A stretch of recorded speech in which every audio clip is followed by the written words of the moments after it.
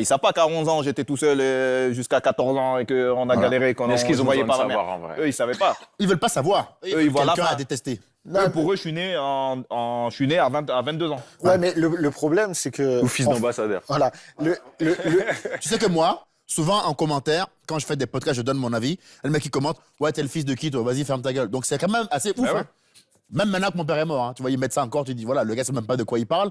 Mais ça, il faut le gérer et enchaîner. Ouais, j'allais dire, le problème aussi, c'est que vous êtes tous exposés médiatiquement.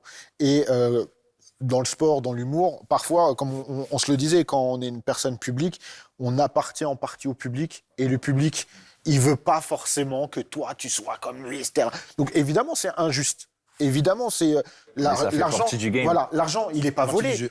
Mais il faut aussi accepter ça. Et après, moi, je suis très pragmatique là-dessus. Il y a aussi les gens qui ont une véritable haine de la réussite des autres. Et il y a aussi les gens chez qui ça renvoie aussi peut-être une certaine réalité du quotidien où c'est dur pour eux.